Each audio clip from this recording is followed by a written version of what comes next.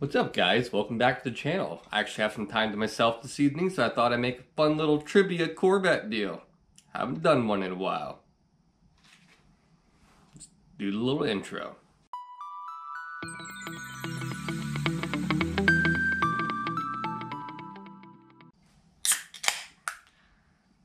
Alright, so I got 11 plus a bonus Corvette fact. I honestly didn't know all of these. I know a lot of things about Corvettes. I got a lot of these little tidbits on my computer. I've been meaning to make videos on them. I just haven't had the time, you know. I thought I'd roll through them all tonight. They're pretty interesting. I think you'll find them very fascinating. And these are in no particular order, but they're really strange. They're kind of fun. The C7 Corvette, it's a fast Corvette. There's no mistake in that. But it is the second fastest production car in reverse, clocked in at 53 miles an hour. That's pretty damn quick in reverse. The only car to beat the C7 Corvette in reverse is the Nissan Leaf for whatever reason. It's kind of weird. All right, number 2, the fastest Corvette engine ever produced was the 1968 LT2. This 1968 Corvette with the LT2 could hit 0 to 60 in 2.8 seconds according to Motor Trend. That is faster than the current C8 mid-engine and any previous Corvette. That is insane for a C3. I can't find anything to disprove this. It's pretty interesting. So thought I'd throw it in here. Number 3. The first Corvette logo design, very similar to the logo we have now that's evolved to checkered flag and all that deal, was actually illegal because inside the flag they used an American flag, and that's illegal apparently. So they had to go ahead and get rid of the American flag. It's kind of weird in such an American car, you know, they couldn't use the American flag. And then they used the little Saint looking deal, which is called the Fleur de Lis. I probably really dicked that up. But yeah, and they had to change this 4 days before the Corvette debut. Pretty nuts. And that's what we have now. And ever since its initial iteration, it's just changed a little bit, kind of like how it's shaped, but nonetheless, kind of the same thing. Pretty cool. The 1953 only came with 2 options. Besides it only coming in white, you could either get it with a heater and an AM radio. And if you're not familiar, AM simply stands for amplitude modulation. Not to be confused with FM, just frequency modulation. Now you know. What do we got? Number 5 here? Yeah, number 5. 1982, outside of the C8 Corvette, was the only year that did not offer a manual transmission. By this time, having a automatic transmission was kind of a sign of luxury, kind of the epitome of a future car design, if you will, and they were really looking to phase them out. And I think they kind of did this to see where the market was. Obviously by the 84, the manual transmission was back. But yeah, in 1982, you could not get a manual transmission. Pretty neat. Number 6, Citizen Band radios, commonly referred to as CB radios, were an option on Corvettes. Yes, that is correct. From 1979 to 1985, spanning 2 different generations, you could equip your Corvette with a CB radio. That's pretty nuts. I wonder if there was a whip antenna option you could get.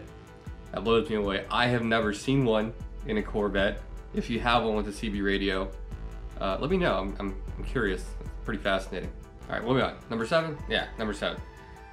For almost 20 years, this was not an option. From 63 to 82, the Corvette didn't have a trunk.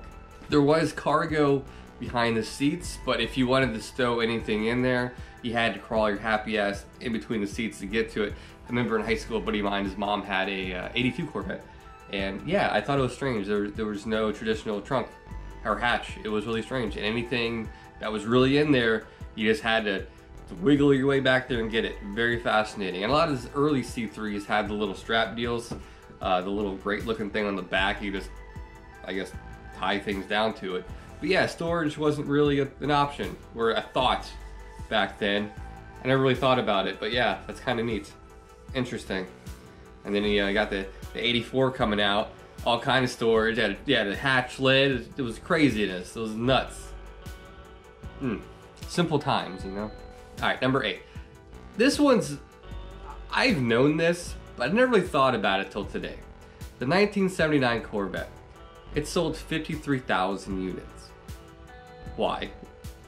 For reference, the first year of the CA, they sold like what, 23,000 Corvettes, and they were trying their ass off. But they had a lot of constraints too.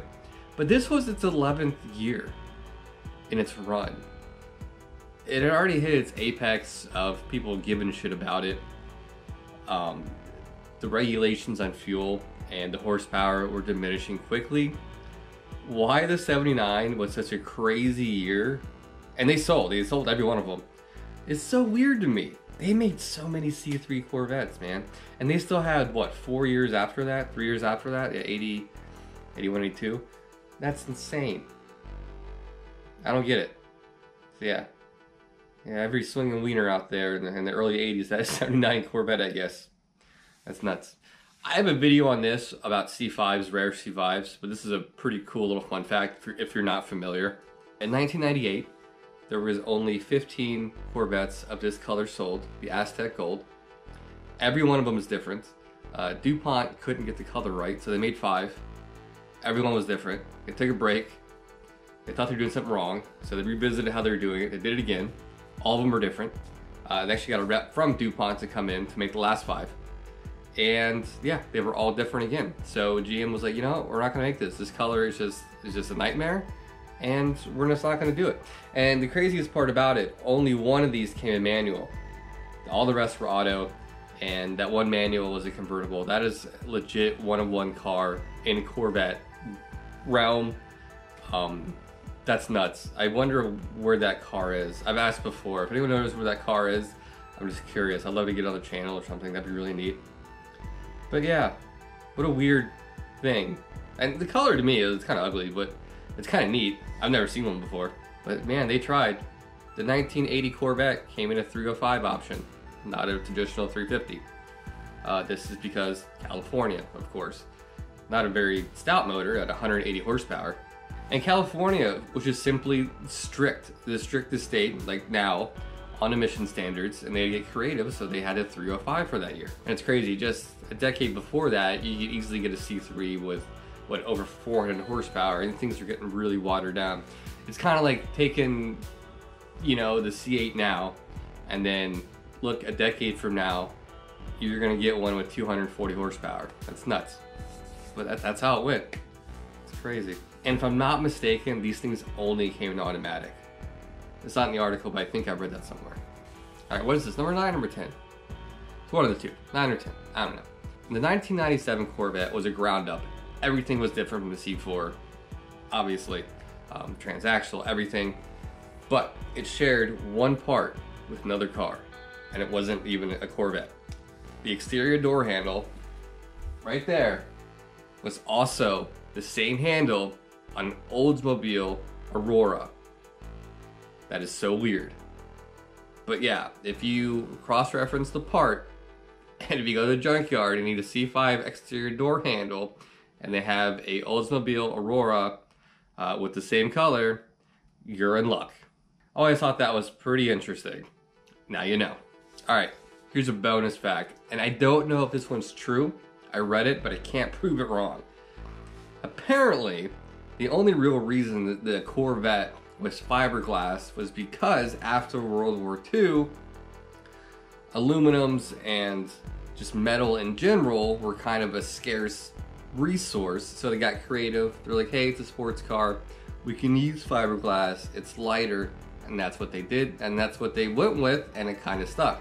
So because metal was so scarce, apparently during the inception of the Corvette, we got fiberglass. I don't know if that's true, but if someone can verify that, let me know. Alright guys, well that's all I have for today. I thought this was a fun little list, and now you guys learned a little something extra about Corvettes. This guy, I got the leather door panels I gotta do soon. I got a busy weekend. I'll be doing a vlog weekend. I'm taking a little trip, a little fishing trip, my brother.